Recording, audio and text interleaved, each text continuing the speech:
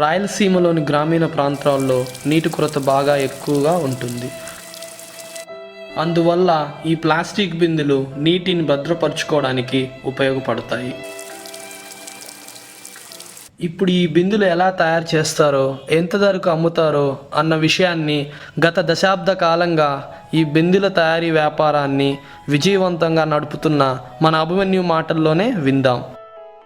మీరు ఈ వ్యాపారం ఎప్పుడు ప్రారంభించారండి? నా పేరు అభిమన్య కుమార్.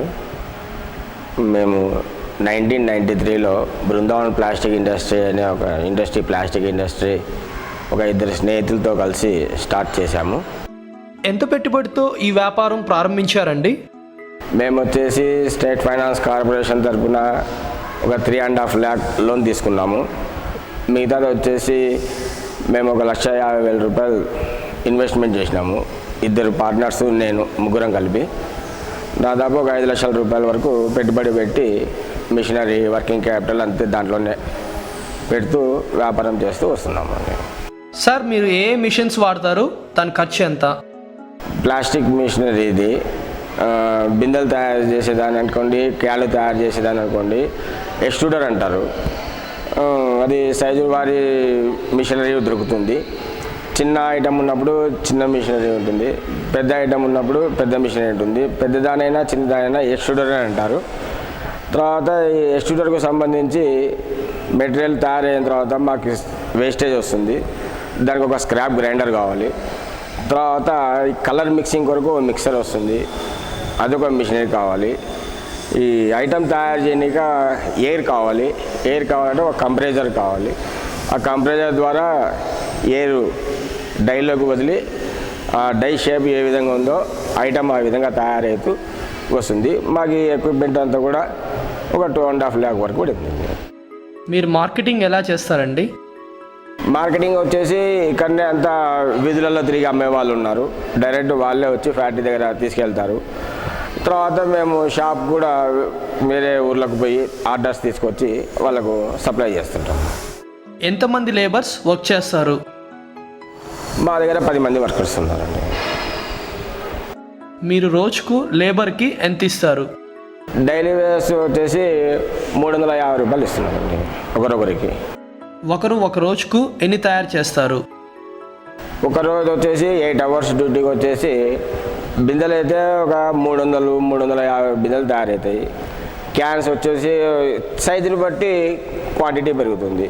ఇప్పుడు చిన్నది 1 లీటర్ ఉంది, అది కొద్దిగా ఎక్కువ తయారవుతాయి. అదే 5 లీటర్ ఉంది, కొద్దిగా తక్కువ తయారవుతాయి అనమాట. సైజుని బట్టి అవి ప్రొడక్షన్ తయారవుతుంది. మీరు రా మెటీరియల్ ఎక్కడి నుండి తెస్తారు? రా మెటీరియల్ హైదరాబాద్ నుంచి తీసుకుని వస్తాం.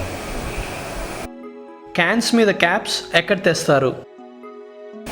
క్యాప్స్ వచ్చేసి మేమే మెటీరియల్ ఇచ్చి వేరే వాళ్ళ దగ్గర లేబర్ కాంట్రాక్ట్ ప్రకారం తయారు చేయించుకొచ్చి మా ప్రోడక్ట్ ఉపయోగించుకుంటాం. మేము ఒక బిందె తయారు చేయడానికి మీకు ఎంత ఖర్చు అవుతుంది?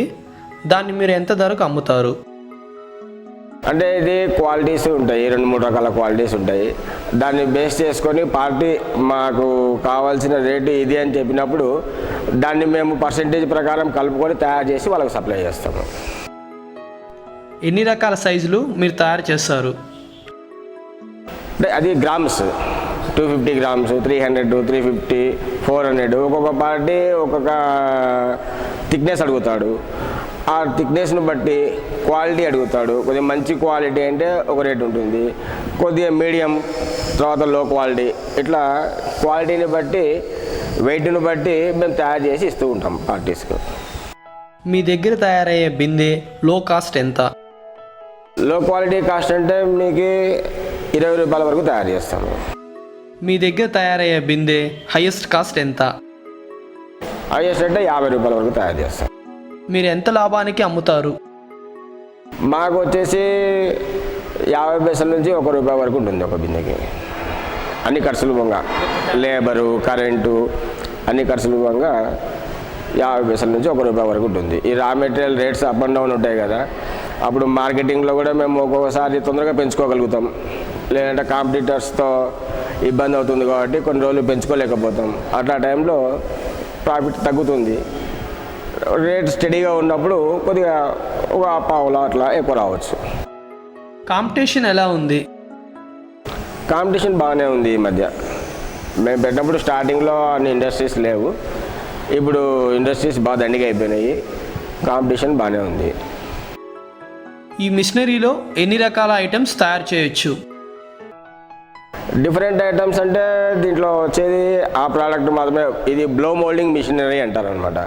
ఈ బ్లో మోల్డింగ్కి సంబంధించి బిందెలు, చెంబులు, క్యాన్స్, వాటర్ బాటిల్స్ ఇటువంటివి మాత్రమే తయారవుతాయి అనమాట. ఇంకా బకెట్స్, మగ్గులు అట్లాంటివి ఏమి ఈ మిషనరీలో తయారు కావు. దానికంతా మళ్ళీ వేరే సపరేట్ మిషనరీ ఉంటుంది. డైస్ మిషన్తో పాటు వస్తాయా, లేకపోతే సపరేట్గా తీసుకోవాలా? అంటే మనకు కావాల్సిన సైజెస్, డిజైన్ వాళ్ళకి ఇస్తే వాళ్ళు తయారు చేసి ఇస్తారు. మనకు మన ఏరియాలో ఏ డిజైన్ ఏ సైజు పోతుందో ఆ డిజైను ఆ సైజు వాళ్ళకి శాంపిల్ ఇస్తే అదే సైజు మనకు తయారు చేసి ఇస్తారు. మనం ఇక్కడ తయారు చేసుకుంటాం. మిషనరీ అయితే ఒకటే ఉంటుంది. ఈ డైస్ అంతా కూడా సపరేట్ అనమాట. మనకి మన ఏరియాలో పోయే దాన్ని బట్టి మనం తయారు చేయించుకుంటాము. డైస్ ఎంత ధర ఉంటుంది? డై కాస్ట్ కూడా సైజుని బట్టి రేట్ ఉంటుంది. 1 లీటర్ నుంచి 20 లీటర్ వరకు ఉంటుంది కదా. లీటర్ను బట్టి వాళ్ళు రేట్ ఫిక్స్ చేసి ఉంటారు మ్యానుఫ్యాక్చరర్స్. దాన్ని బట్టి తీసుకుంటాం. ఒక 35,000 పడుతుంది ఒక మోల్డ్. మీకు ఏ సీజన్లో డిమాండ్ ఎక్కువగా ఉంటుంది? అంటే మాకు సమ్మర్లో కొద్దిగా సీజనబుల్ ఐటమ్ ఇది. ఎండలు ఎక్కువ ఉంటాయి, వాటర్ ప్రాబ్లం ఉంటుంది కాబట్టి కొద్దిగా మాకు సమ్మర్లో కొద్దిగా డిమాండ్ ఉంటుంది. ఇంకా తర్వాత వర్షాకాలం, చలికాలంలో కొద్దిగా సేల్స్ తక్కువ ఉంటుంది. పవర్ కట్ ఏమైనా ఉందా? అంటే ఇది ఇండస్ట్రియల్ ఏరియా కాబట్టి వాళ్ళు ఒక టైం ఇచ్చారు మాకు. ఇంతకుముందు రెసిడెన్షియల్ ఏరియాకి, ఇండస్ట్రియల్ ఏరియాకి అంతా ఒకటే ఉండింది కాబట్టి ఉదయం ఒక 2 అవర్స్, సాయంత్రం ఒక 2 అవర్స్ ఆ విధంగా పెట్టేవారు. ఇప్పుడు ఇండస్ట్రియల్ వచ్చేసి లైన్ సపరేట్ చేసినారు. మాకు సాయంకాలం 6 నుంచి రాత్రి 10 వరకు పీక్ లోడ్ అవర్స్ అని చెప్పి ఆ టైంలో వాళ్ళే ఒక ఫేస్ కట్ చేస్తారనమాట. 2 ఫేస్లో మిషనరీ నడవదు కాబట్టి మేము ఆ టైంలో బంద్ చేయాల్సి వస్తుంది. విలేజ్లో ఇండస్ట్రీ పెడితే పవర్ కట్ ఎలా ఉంటుంది? ఊరు మధ్యలో పెట్టుకున్నప్పుడు ఏమవుతుందంటే ఇంకా కన్జ్యూమర్ లైన్ మాత్రమే ఉంటుంది కదా. వాళ్ళకి ఏ విధంగా టైం ఉంటుందో ఇండస్ట్రీ కూడా అదే విధంగా టైం ఉంటుంది. ఇంకా సపరేట్ ఏమి ఉండదు. ఇంకా తర్వాత సప్లై ఉన్నా కూడా ఆ ఏరియాలో సాయంకాలం 6 నుంచి 10 వరకు ఇండస్ట్రీ నడపకూడదని ఎలక్ట్రిసిటీ వాళ్ళు చెప్పారనమాట. పీక్ లోడ్ అవర్స్ అని చెప్పి ఆ టైంలో ఇండస్ట్రీస్ నడపకూడదు అని ఒక రూల్ ఉంది అనమాట వాళ్ళది. ఇది కెమికల్ కదా, ఊరు మధ్యలో పెడితే ప్రాబ్లం ఏమైనా ఉంటుందా? స్మెల్ అదేమి ఉండదు. కెమికల్ ఏం కాదు, ఇది గ్రాన్యువల్స్ అని వస్తుంది. ఆ గ్రాన్యువల్స్ ద్వారా తయారు చేస్తాం మేము. ఎస్ఎస్ఐలో పర్మిషన్ తీసుకోవడానికి ప్రాసెస్ ఏమిటి? ప్రాసెస్ అంటే డిఐసిలో అప్లికేషన్ తీసుకొని వచ్చి అప్లికేషన్ ఫిల్అప్ చేసి వాళ్ళకి ఇస్తే అక్కడ నుంచి వాళ్ళు health and department, municipal approval, ఇంకా వాటికి సంబంధించి వాళ్ళకి ఏమేమి కావాలో అప్రూవల్స్ అవన్నీ అడుగుతారు. అవన్నీ సబ్మిట్ చేసి మనము కరెంటు సప్లై తీసుకొని ఇండస్ట్రీ రన్ చేయాల్సి వస్తుంది. మిషనరీ మెయింటెనెన్స్ ఏమైనా ఉంటుందా? మిషనరీ మెయింటెనెన్స్ ఏమి ఇబ్బంది ఏమి ఉండదు. పెద్ద ప్రాబ్లమ్స్ ఏం రావు. వచ్చినా కూడా చిన్న చిన్న రిపేర్స్ వస్తాయి. బేరింగ్లు పోవడము, హీటర్స్ ఉంటాయి, దానికి హీటర్స్ పోవడము, అట్లాంటివన్నీ పెద్ద ప్రాబ్లమ్స్ ఏం కాదు. విలేజ్లో ఇండస్ట్రీ పెట్టుకోవడానికి పర్మిషన్ ఇస్తారా? అంటే రెసిడెన్షియల్ ఏరియాలో పర్మిషన్ ఇవ్వకపోవచ్చు. విలేజ్లో కూడా ఊరి బయట ఈ రైస్ మిల్లులు ఇవన్నీ ఉంటాయి కదా, అట్లా ఆ ఏరియాలో ఇవ్వగలుగుతారు. కానీ ఇళ్ళ మధ్యన ఇవ్వాలంటే అప్రూవల్స్ అవి ఇవ్వరు.